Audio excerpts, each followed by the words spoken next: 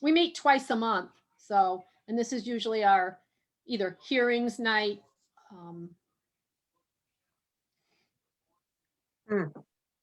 I think I lost my we're live, connection. Kathy. What, guy? We're live. Okay, we're live. Okay.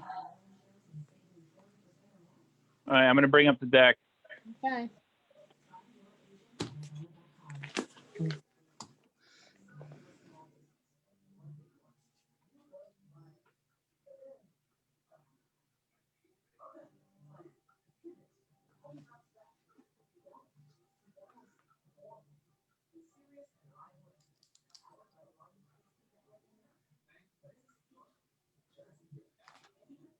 All right, I'm going to go ahead and get started. Sound good? Yep.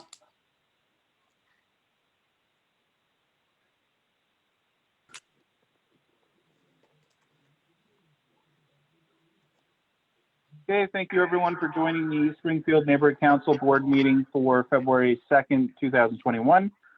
Just a reminder, meetings are recorded and posted on our social pages on YouTube or Facebook. If you're going to our YouTube page, if you could subscribe to the channel, we're more than halfway there to securing our name there finally. So the more subscribers we get, the better. On our Facebook page, we'll be taking any sort of questions during the event. So go ahead and send your questions and submit them there, and we will bring them up at the Q&A section. Other than that, I will turn the meeting over to our board president, Kathy Brown. Thank you very much. Welcome again to the East Springfield Neighborhood Council Board meeting for February. Let us please pledge to the flag. I pledge allegiance To the flag of the United States of America, to the and to the the republic for which it stands, one one nation, nation under under God, God, indivisible, indivisible, with with liberty. liberty and justice for all. Unborn. Thank you. Okay, we do have a quorum. I'm calling the meeting to order, and we do have a quorum. We do want to and need to hear from you, all of the people who are listening on Facebook, or from the people who are going to watch this later on Facebook. Your issues are important to the neighborhood because neighbors working together will make our neighborhood a stronger community. Several items on our agenda, and we're going to end it with a presentation. So, and we don't expect the meeting to last much past 7:20 for those of you who have other things to do tonight. Our monthly conference call with the Plaza Management, we will have one again next week. The meetings are going quite well. I'm hearing from community members that the plaza is looking better. It looks better to me.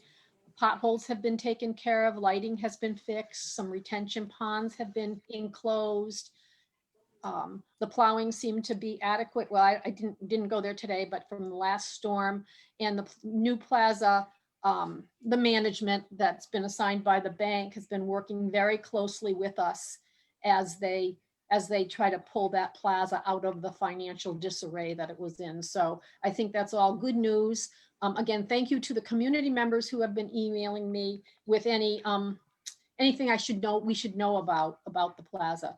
And as a reminder, we do meet once a month with the plaza management, along with City Councilor Michael Fenton and Kathy Mossy, who's the president of the Hungry Hill Neighborhood Council. So it's a nice collaborative. City services, again, are operating. So please continue to report your issues to them. Graffiti, shopping carriages, street lights, traffic lights, speed signs that are missing or faded, please take a minute, dial 311 and report them. The more we report, the better the community will look.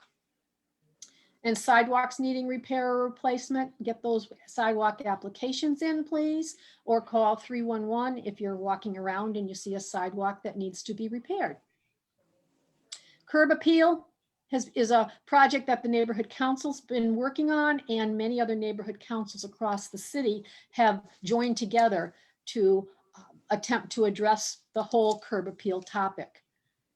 We did mention the curb appeal in the newsletter, and there is some information, a little bit of information in the newsletter, and there will be more in the April newsletter. Some of the curb appeal issues are problematic signs that are posted on public ways. Please be reminded that it is illegal to post signs on public ways. And I want to thank members of our team, John, especially for noticing some that went up over the weekend, and he quickly took them down, which is what has been our mode of operation when we see an illegal sign. We also did advise the Springfield Police Department that those signs were up, so we hope that they will not go back up. Unshoveled sidewalks are a hazard. During that last snowstorm, there were quite a few sidewalks that never really did get shoveled. So we're hoping that this time the sidewalks will actually get shoveled.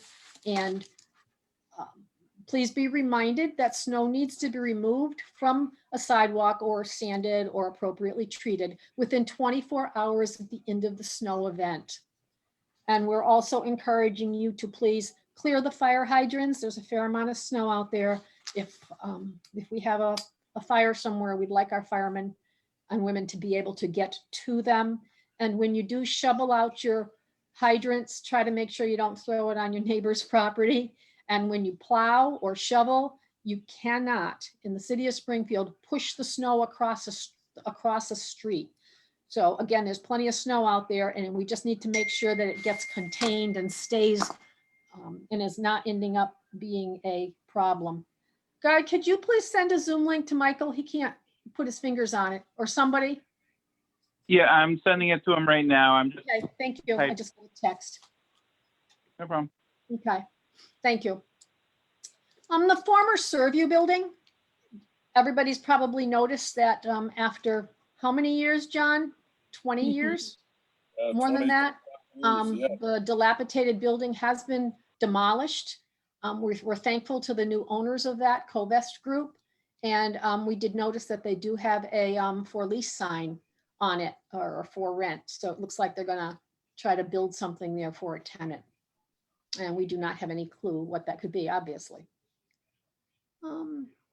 Mass DOT, we are still waiting for that 25% meeting or hearing for the St. James Avenue, St. James Boulevard, Crew Street area. In speaking with the Department of Transportation, we're told that that meeting will actually take place probably mid-March. As soon as we get a date, we will post it on our website and we'll post it on Nextdoor. If you're listening to this and if you would like us to send you notification and you do not think we have your email address, if you would send us an email, your email and your contact information, we'd be glad to remind you when this 25% meeting is. That looks like that project probably will start in 22, 23, 24. Okay, the Community Preservation Act project submissions, they are due on April 1st. And right now we're working on a plan for a new spray structure at Marshall Roy. We did apply last year. We were told that the project was more costly than the Community Preservation Act Committee was willing to fund. So we're attempting to come up with, through the Parks Department and some other CDBG money, another $50,000 give or take in order to help make that application viable. February newsletter. Thank you, everybody. Thank you for the team for getting that out. But it is in the mail. If you didn't get it today, you should get it tomorrow. And it didn't work. And we will do another issue in April. If you have ideas for content for the April newsletter, please let us know. We will also do a newsletter in June, and that will be mailed to all of the residential addresses in East Springfield. So if you have ideas for content for the April one, which will go to a smaller group of about 300, but the June newsletter will go to everybody. So let us know if there's important stuff that you think should be included. East Springfield is a crime watch community, and we do report all suspicious activity to 911 and to the non-emergency number as appropriate. We encourage you to please do that. And if you have some kind of a situation, please make a police report. If your property gets graffitied, make a police report, because that's how the police department knows where to deploy their officers. we'll talk more about that at our meeting in 2 weeks at our board and police meeting. COVID, we've put the Springfield link here on our presentation for tonight. We're asking you to take a look at it if you have questions, and please do your part. I would like to thank the city of Springfield for stepping right in as people started to sign up for the COVID vaccine. And we know that the online sign up was problematic, particularly for people who don't have computers or access. So the city of Springfield Health and Human Services and the library stepped to the plate and are going to be assisting people without those who need help to get appointments. So thank you. Meal distribution sites, Monday, Wednesday, and Friday from 2 to 6 for 18 and under students. So please just take advantage of them. All of those are listed on the city's website, or you can give us a quick email and we can help you out. The East Springfield Library is still having curbside pickup. So get right on the computer or give them a call and they will put aside the books that you want and make arrangements for you to pick them up. Our February police board meeting is on the 16th, and we encourage you to join in and send us your issues for that meeting via Facebook or our email before that meeting. Are there questions from the board right now for anything that I've talked about? No? No. Okay. John, would you like to address this?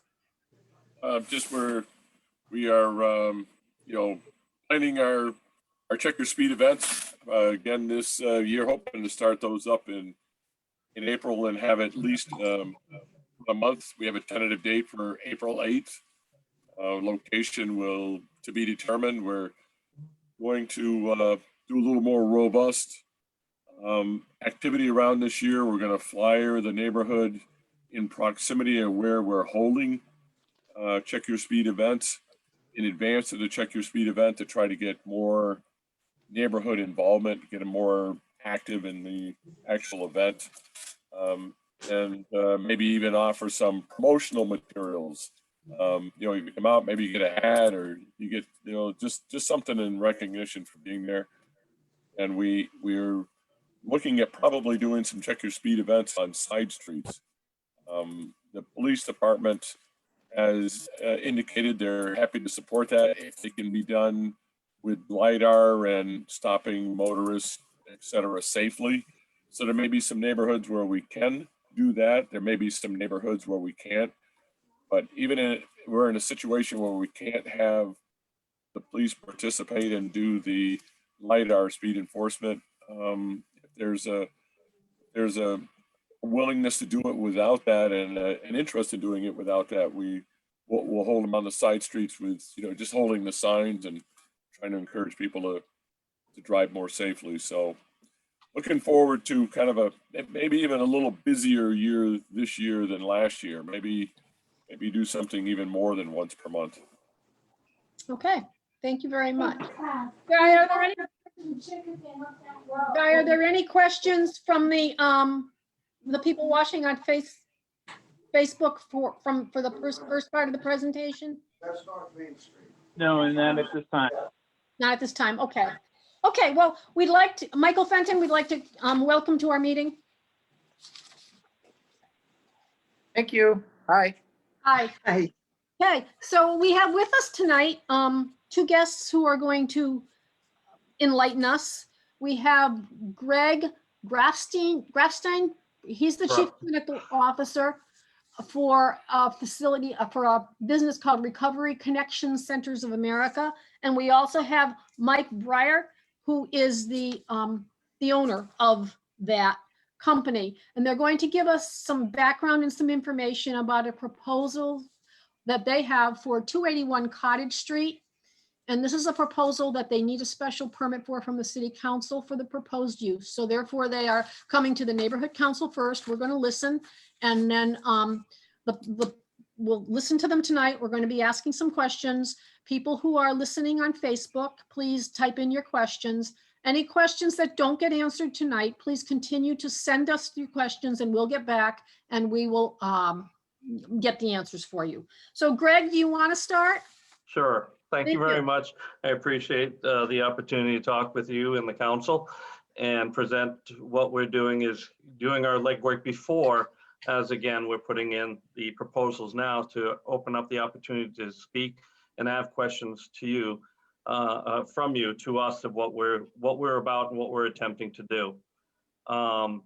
Just a quick history of myself and a quick history of the company itself. I've been an addiction specialist for 30 years, 20 years of mental health and addiction counseling in Rhode Island for mental health centers, LCDP, which is licensed chemical dependent professional. And then I worked for 13 years for what you understand the word medication for opiate dependency, Suboxone. And I actually worked as a pharmaceutical rep for over 13 years with them, actually going out to a number of different facilities in Rhode Island and Massachusetts, from all the way to Framingham to Boston College, all the way down to Cape Cod area. So, and then half of Rhode Island. So I've got to see all the other types of addiction facilities in a different capacity, from opiate dependency practices in their primary care, urgent care, big colossal addiction facilities, and smaller. So I have a good general basis of what type of facilities that are in your territory, because I worked with the people that certified and licensed those doctors in your area. I did not have your specific area. That would be a coworker of mine. But however, I have a very working understanding of what in the state of Massachusetts has been around. What we're attempting to do is that we secured, which I could probably put up, is, if you don't know, this is the 281 Cottage Street, and that facility right there, that we're looking to do micro treatment of Suboxone, Sublocade, or known as the ingredient called buprenorphine. We understand that you have larger facilities that do treatment. To my work with Recovery Connections is a micro treatment does one thing. It brings down the stigma of being able to provide proper treatment to a population in an epidemic that we know of overdose and opiate dependency, but treat them as a medical need and appropriate level of care. Our treatment providers and our treatment office will have a manager. It will have a doctor that is certified. It will also have a counselor. That's our primary focus right there. We are not coming in with 5 to 10 to 15 staff members. We're keeping it small. To be able to keep it small, we're also able to keep the correct hours. It may be towards the evening to help people that are currently active in jobs that may be 3 to 7 o'clock at night or a Saturday. We are not looking to stack people up outside, that these will be appointments. The appointments are that if we have 3 clients in-house to maybe 4 total, because we're going to see the client, that we're going to do urine screens, then the patient sees the doctor, then has time with the counselor, and then leaves. So we are not going to create a large impact to the area of a large volume of people, but we're going to treat as many as we can in a time frame of how many we have. But we're not going to be booking 10 people within the 10 or 15 people in an hour to stock up that area. As you can see by the picture of the cottage, it does have ample parking.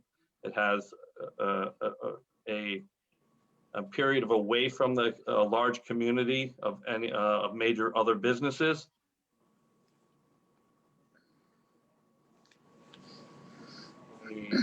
Let me stop there because I just lost my train of thought.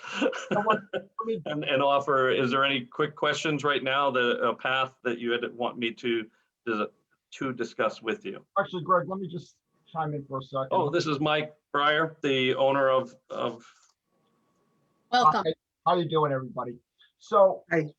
I want to just let you know that when we were choosing a space to go into, it wasn't specifically because we recognized that East Springfield was different than any other part of Springfield. This location happened to come upon us because the owner, Mike Martone, who maybe some of you know, because I know he's got businesses in the area, in his East Springfield area, happened to have that building, which used to be a union hall for a long period of time. Next to it is the church, which right now is all virtual. So the land mass around it is pretty large that we're kind of isolated unto ourselves, and it made it an appealing prospect to be there. Actually, our closest neighbor is the ATM machine that's there at the corner of Cottage and Robbins Street. And maybe the closest in reality is the liquor store that's over there at the corner of Cottage and Robbins on the other side of us. The reason that we're required to go to the town council for a variance to open up this facility is not because of the type of medical practice that we're going to be doing in the facility, but it's rather just because in general, all physicians' offices are required to get a variance from the town council. We know that there's a lot of stigma in Springfield from various methadone clinics that are in the downtown area. I'm not going to mention their names, but if you know them, they're probably pretty common. We do not compete with those people. That is not our market. That is not what we're looking for. We would almost be considered the same as like going to a psychiatrist's office. If you went to a psychiatrist's office and you claim that you had a substance abuse problem, you could have depression, anxiety, you could have a whole bunch of other comorbidities along with it. You'd walk in, you would be prescribed some medication. We do not keep any medication on site. You'd see a counselor and you'd walk out the door after you schedule your next appointment to come back in. It's about as simple as that. If we were a primary care practice, there would just be as much traffic as we expect to have in that particular office. We're not usually open for more than 20 hours in a week. This is not our first office. We have 4 existing offices right now, and we have 6 more that are currently being opened right now. So we try to come out and practice to be good neighbors. I will not swear to God that I am the best neighbor all the time and that I won't make a mistake in the future if you do so see to allow us to enter in. But I will tell you this, I will give you my cell phone number. You can call me directly. You can tell me that there's a problem. If there's an issue, if there's anything that ever should happen, you can call me directly, and within 20 minutes, I'll have the problem solved. We want to come in. As you can see, we're coming to you before we even go to the town council because we do want to know what your concerns are. Some of you might have no idea what the heck we've been talking about for the last couple of minutes. Some of you might be very familiar with what we're talking about, but we would like you to all know what we're doing. And we would want to come in, making sure that everybody is well aware of what's going on and nobody says, hey, how did these guys show up here all of a sudden? Where did they come from? So with that, I want to add one more thing on that we're in New England area. Our home office of Rhode Island that Mike started a number of years ago.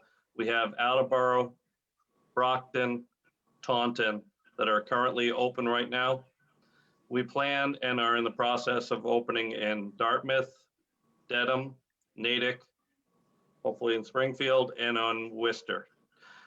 In this model of treatment, and why I had mentioned of my background in the model of treatment of me seeing what type of facilities are in the communities right now and what are reaching out and what is good, proper practice to break the stigma, to break you going to a dentist is you coming to us. The same type of soft support, quick support with the medications that we know and realize that does save lives and gets people back on track when it is supported by a company and a facility that provides independent, individual treatment And that's what we expect and plan to do and are currently doing in our current offices.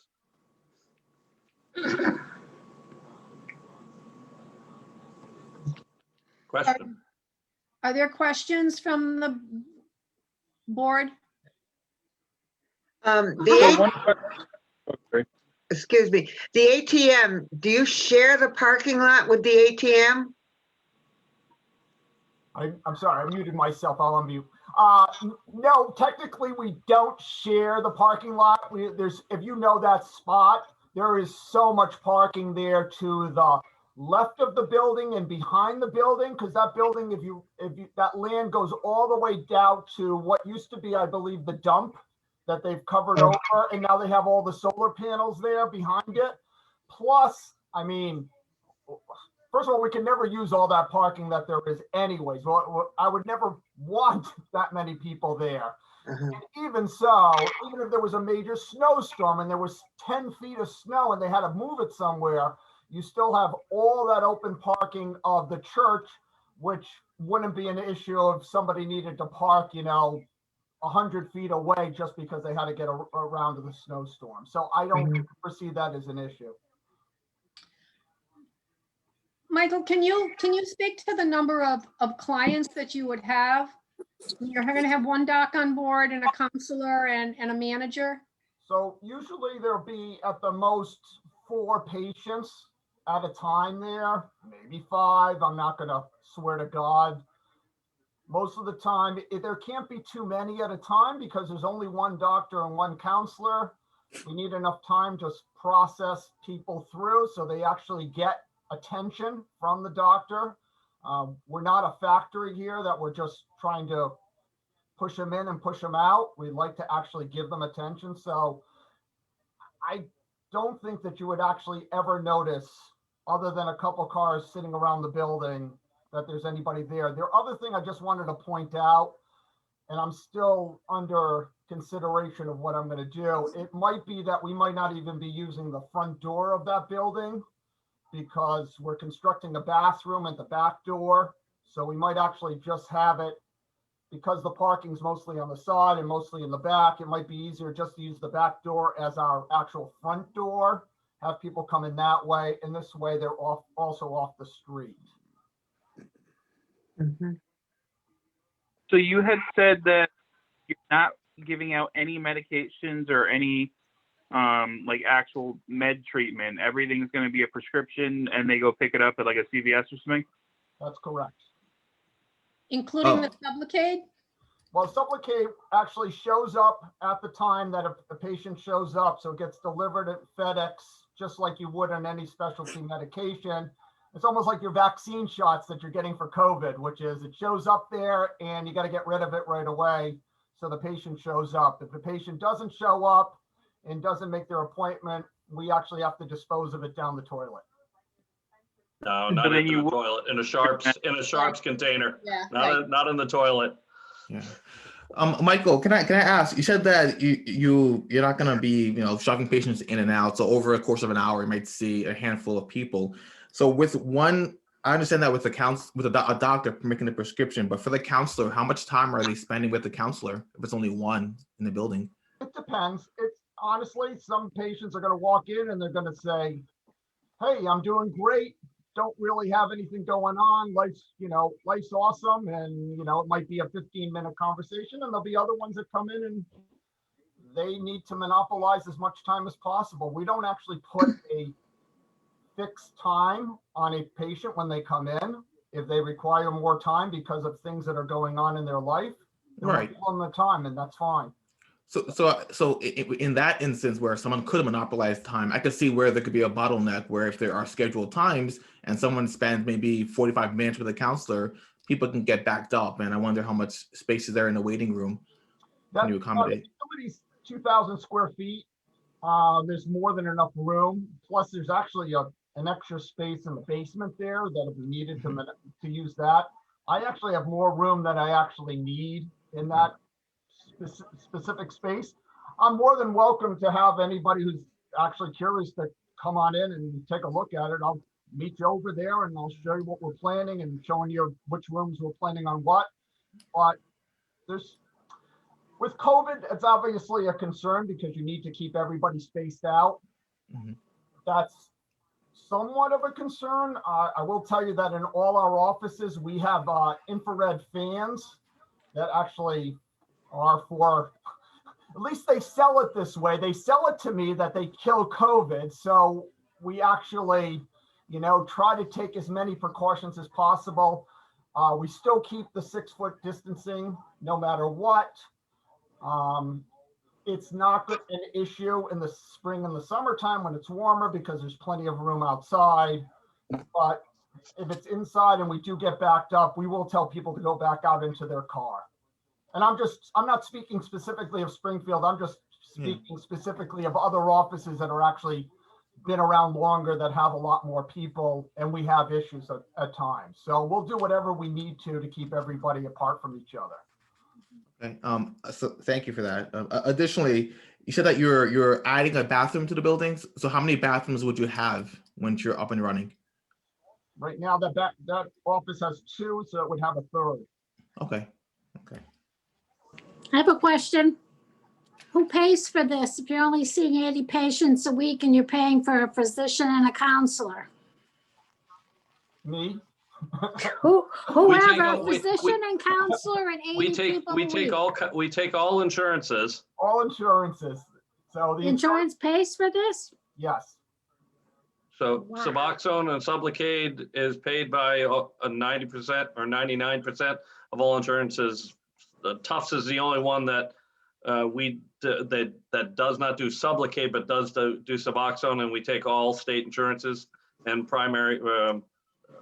We're probably going to be 70% Medicaid patients and probably 25% commercial plans such as Blue Cross, Aetna, Cigna, and the other 5%, you're going to have some stragglers that are going to want to pay cash because they're in that middle ground between they can't qualify for mass health, but yet they can't afford the premiums that their employer are going to charge them because of the health insurance costs. So they try to weigh the pros and cons and they say, we'll just go in the middle here and we'll pay these guys so I can see the doctor and see the counselor. All right, so- Medicaid mostly, okay. yeah. Ken? So you have a medical doctor prescribing the medication. The counselor, what kind of licensure would that person have? It depends. Some of them are going to be just social workers. Some of them might be like yourself, an LMHC. Some of them might be an LICSW. We haven't hired anybody yet, so Okay. I mean, we're not. That's what we We're not currently have in married our to other any offices. specific- That scope. Okay. And then Greg, so are you overseeing this particular site?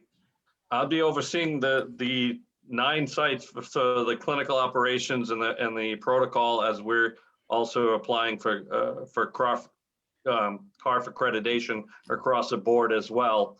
So the clinical operation that I oversee, the supervisor that oversees the counselors, I look at the policies and procedures to make sure that we're in compliance and control of our medications, as well as any compliance on site as well. Okay. Is CARF your only licensing body, or do you have to go through BSAS or anything else like that? We're actually not required to, but we're actually looking to do it anyways. So CARF is at this point would be my first goal. I'd like to, if I knock out the CARF, the rest of them it's almost, an automatic. It's copy and paste pretty much, yeah. Well, Okay. because I mean, as you know, most of the licensing have pretty much the same protocols and the same standards. So if you can meet the CARF one, you're going to probably meet everybody else's. So. Okay. What kind of a security? Do you have security? We do not have security. We've never had a need for security at any of our facilities. We've been in operation for 5 years, by the way. I guess that would be relevant to this conversation. As part of the CARF training, the staff have to do its annual evaluation online to different criteria that they have to meet and continue to educate themselves from emergency exits, emergency plans to actually some of the protocol of safety and security in the workforce and workplace as well. So that's an annual training, but we will not have security on site. If there's no reason to have security on site, quite honestly, that's not, our target demographic is not the kind of a demographic. I mean, most of these people are employed, actually have some type of, you know, a job, a home, a life, you know, they're looking, when you're trying to get yourself onto Suboxone, you're trying to get back into the normal, I don't want to call normal life, but you know, a different type of lifestyle than they've been living previously. This is not a place. I don't want to go down the lane of my thoughts about. I don't want to go about my thoughts of methadone clinics. So the point is, we're not a methadone clinic. We are a Suboxone clinic. I kind of think of those as day and night, quite honestly. They are different. So with the special permit and you guys are in operation, are any of your sites between Massachusetts and Rhode Island, do you provide methadone at any of those sites, or are you strictly buprenorphine? We have strictly buprenorphine treatment. We do have potential capabilities of having a psych nurse at some facilities. If we can hire them, that they may be able to provide, because of the 60% comorbidity within opiate dependency patients, that she may be able to provide only soft psychiatric support medications. But we're just tinkering with that with certain psych nurses as well. But this is, again, no medications on site. It's just a specialty to try to maybe help in certain populations, see if, and again, it's still hiring that specific population to provide that to that community. At this point in time, that is not our target for Springfield. Okay, thank you. So, I have a question. your Peg. What do you have in place where people won't start gathering once they're done and treated inside the facility? That they won't be hanging around the parking lot? We're only open for a few hours. I mean, unfortunately, I would apologize before I say anything, just because I am not from East Springfield and I've only been to East Springfield a handful of times. But my knowledge of the area, I realize that there is some people around that area who seem like they are homeless and they are hanging around that area. I've noticed on specifically Robbins, near the corner of Cottage, what looks like people who have lived there, slept there, been there before. That is not going to be our patients staying there, but I do think that there is an issue in that space of land that is there, it's full of trees and a whole bunch of vegetation, which lends itself for people to dump their garbage there and to be able to hide themselves into that area and avoid detection. So we have never had an issue where people are hanging around our places. Most of the time they want to get in and get out as quickly as possible. All right, Mike, go ahead. I think you got your hand up. Thanks, Guy. That's news to me, sir, about the conditions in East Springfield. So thank you for sharing that. If you have any evidence of any of that information, we'd love to see it. I think you said homelessness and dumping somewhere around Robbins Road. That's not adjacent to your property at all. So could you speak a little bit more in detail about that? I'm right now at the corner of Cottage and Robbins. Am I misspeaking about the street that's crossing me? Let me check. Yeah.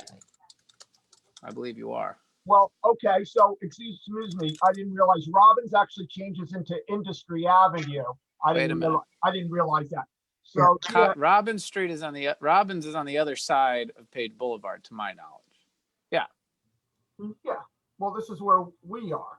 So right there on Industry, yeah, there's a space of. Oh, I see. Okay, so Robbins runs from Cottage to Page. So, Yeah, I see that.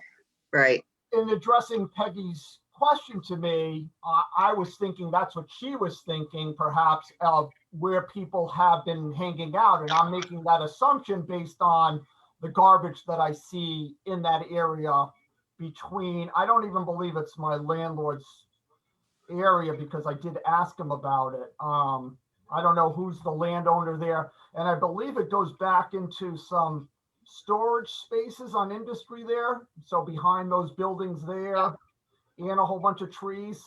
Yep. I'm doing my best of pretending like I actually know the area without really knowing it. So If, I don't want to say the wrong thing, but I have noticed what looks like people must be hanging out there. but Peggy, if your question is, if we have patrons that are coming to use our services that stay in our front door after the appointment, our other 4 offices do not have people meandering about after their visit.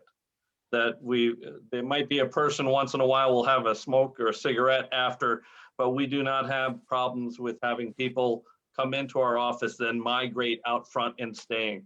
We would suggest they move on and go back home. And the majority is that we don't have that in our current other offices, which is in, as I named, a number of different high population areas, which is Attleboro, Providence, Taunton, and Brockton, that the population for opiate dependency and being treated with buprenorphine a number of times are from every walk of life and treatment. The product itself does amazing things to protect the patient from cravings and issues medically, and then you need to have them work on their recovery. They're there, they get that medication, their recovery support, path of connections that we provide to make sure that they're connected to other services in your community. I'm currently on the Springfield task force as well. I meet with them in the past couple months to talk with them and present and learn more about the community resources that we'd be engaging the clients in. I think that's extremely important because we are not going to be there to, I want my counselors to be able to address them and connect those patients to your other supports, similar to clubhouse models that are run by patients in recovery for patients in recovery, and that help to find jobs and finding that. And we expect to be able to use your other community supports that are in place to support our patients to continue their road to recovery. Hi, Paul, I think had his hand up next. Hi, I'm sorry I was late. I thought this presentation was going to start at 7, so sorry if you're going to repeat yourself. Where do your customers come from? First of all, I represent Dunkin' Donuts, which is right down the road, and there is some concern that people aren't going to hang around there. They'll probably go to Dunkin' Donuts and hang around there. So I was just wanted to know where your client basis comes from. Our client base is going to come from probably the circumference of Springfield, Chicopee, Holyoke. Now, how do they learn about your service? I mean, do you have contracts with doctors, with medical facilities? Are these court referrals? No, no, and no. Usually people will find out about it. Social media, Google searches, just signage on the building. I mean, that's a pretty heavily traveled street, quite honestly. If you're going right down to the bus station there, you have major warehouses and industrial facilities all around that area. So I would assume that word of mouth is going to get out fairly quickly once we would open in that location. You have a number of other large facilities that treat with opiate dependency. Sometimes patients that are having difficulty going into a larger facility will seek out a smaller one and individual ones. And we have that in our other facilities where they don't want to become a number, they become a connection to us and a little bit more connected to us because we're able to get that individual attention and not in a large facility that's going to make it look like a warehouse and less and provide that less stigma. Can I ask you, I noticed a sign that was posted at the intersection of Parker Street and Wilbraham Road in 16 acres, and it said something about Suboxone. Is that your sign? Are you advertising on street corners? No, we have not advertised anywhere near that area. Paul, I can address that for you. It is not them. We've reached out to that company and that's a total telemed situation that is across the country. And we can talk about that. We can talk Okay. about that sidebar, but that is not, and I'll talk with you about where that sign is also. Okay. I did So have a he- question. You say that it was a well-traveled area and signage on the building. What is the plans that you have for signage on that street corner and the building? Just on the building itself, there's nothing on the street corner because we're technically not on the corner there anyways. There is no signage. There's just the sign that's already available right now at the front of that building. So we have not even discussed what we're gonna put as a signage, but it will probably say something to the effect of Recovery Connection Suboxone Office or something similar to that effect with a phone number. All right, and Mike had some follow-up questions. Thanks, Guy. Gentlemen, you mentioned that you're going to have by appointment only for patients. What will be the scheduling like for those appointments? I think Greg had mentioned that most of the time it's actually dependent upon the doctor when the doctor's available, since the doctor's only a part-time physician for us. Most likely it's going to be afternoons or late into the evenings, like a 4 to 7 type of schedule, perhaps on a Saturday morning also, if it's accommodating. Initially, we'll probably be only open maybe 10 hours a week. Eventually, I don't know, a year from now, 2 years from now, probably 20 hours a week. Even in our busiest facility, we're not even open a 40-hour week.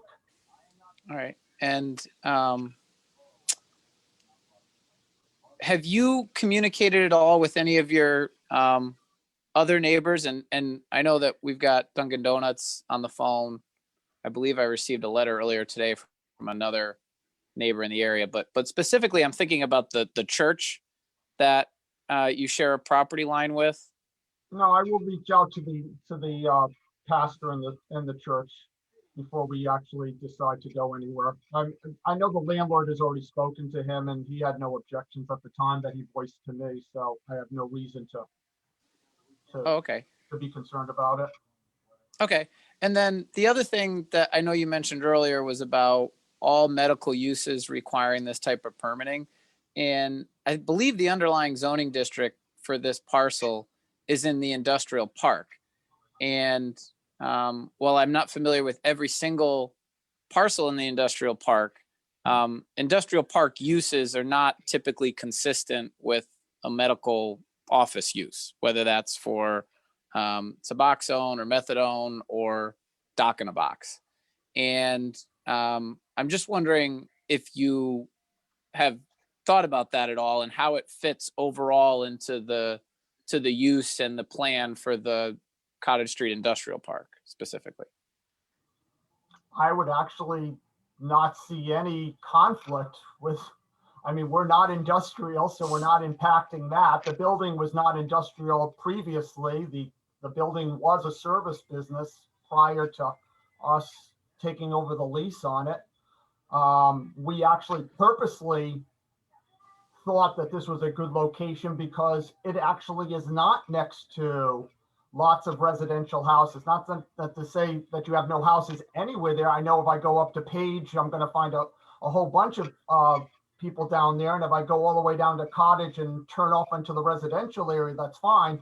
But we're fairly isolated, at least as much as I can tell that you can be, to still be in Springfield, but yet not to be impacting all of our neighbors. Our neighbors, for the most part, seem to be other businesses and not residences. Now, that's not to say there's probably not somebody there, but I have driven about as extensively as I can up and down every one of those streets just to verify that. So if I'm wrong, I apologize ahead of time for making the statement, but I was trying to be very conscious of where I was locating this office.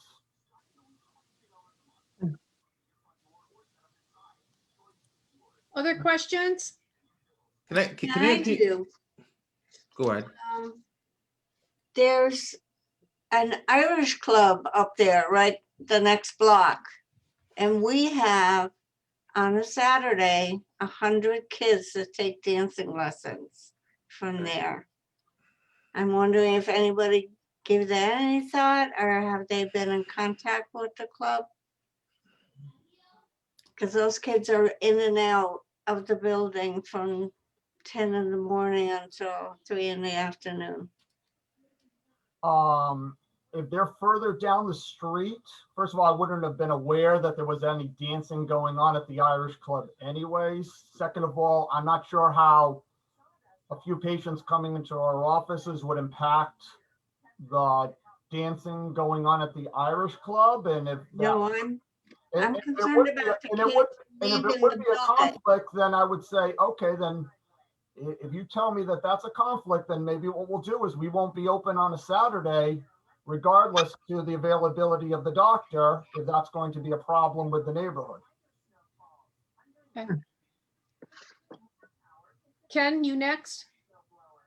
Right now, so you already took over the lease and you're renting the property. How long is the lease for right now? I think I have 4 years, maybe, with a couple of options to renew. Okay.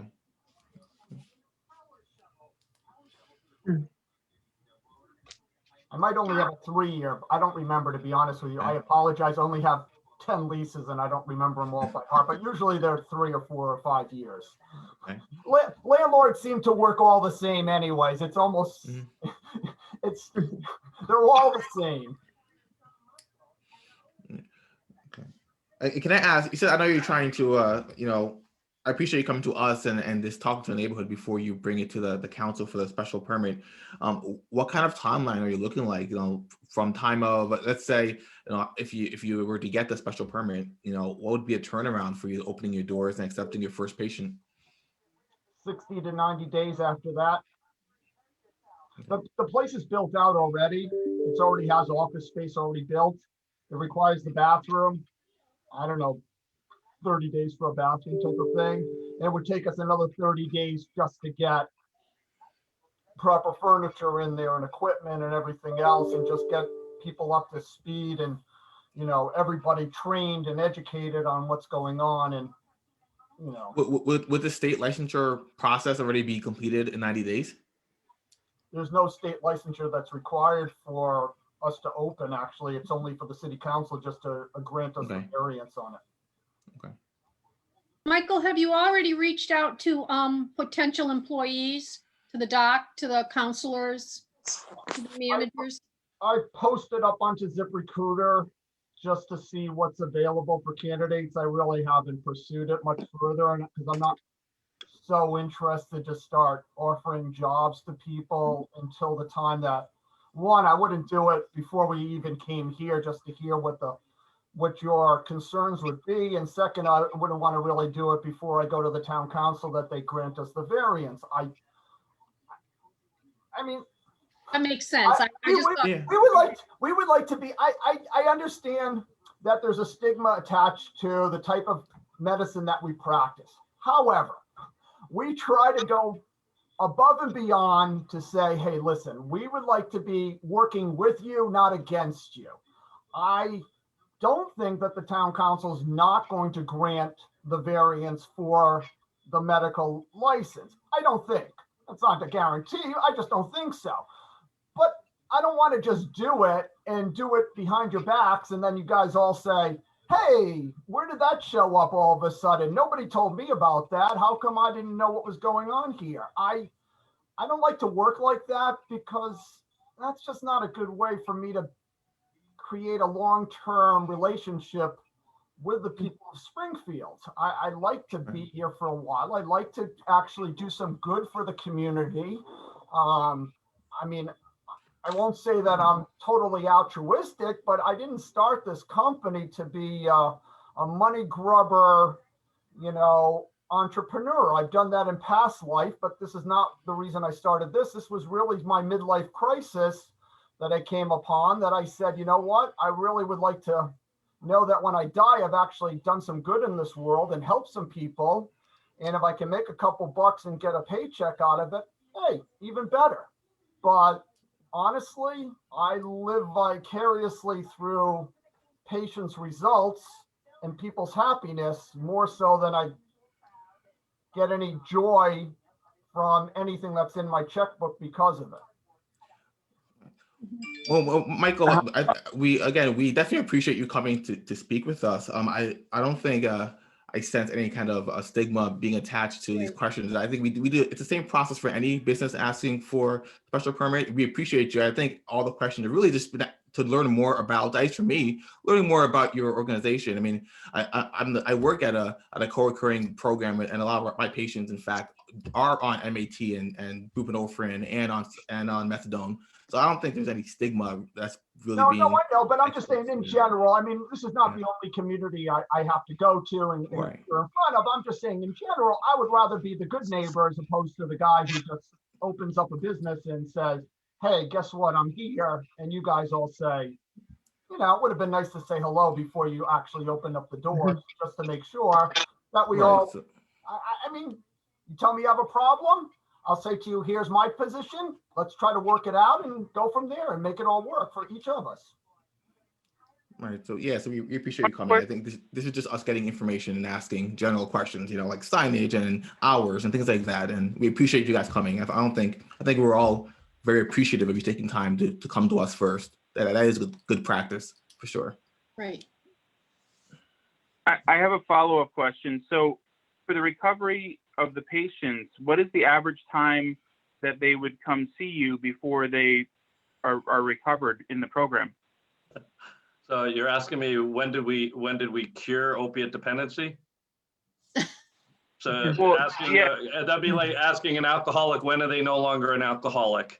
So it comes down, it's individual treatment. So there's different level of buprenorphine treatment for someone who has had an acute problem with opiates, broke a leg, got on Vicodin for 6 months, stayed on it for 9 months to have to deal with, it felt good to not have to deal with the wife because you were zoned out, and then maybe needed a little buprenorphine to get off of it, to the extent of someone that might have been abusing opiates in a high level, OxyContin, Vicodin, Perkin, maybe even heroin, that may have to stay in treatment on Suboxone because the body is so ravaged that they need a level of buprenorphine. However, the counseling being the recovery is how much damage they did in their life, and then they have to recover the parts of their life.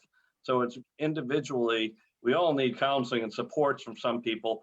This opportunity of someone who may have had a lot of addiction and a lot of different problems in their life, that they may be on a low level of buprenorphine. And sometimes the question that was asked was how long they can stay within or during a visit. If a patient has been part of us for a year or 2 years and on a regular dose of buprenorphine, they walk in, they've recovered their jobs, recovered their family, they've recovered a lot of part of their life because of their working on recovery.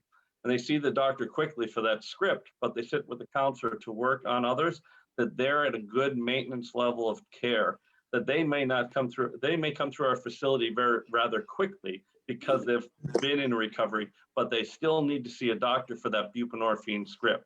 So in the spectrum of things, we have patients that may come off to patients that may stay on it for a long period of time.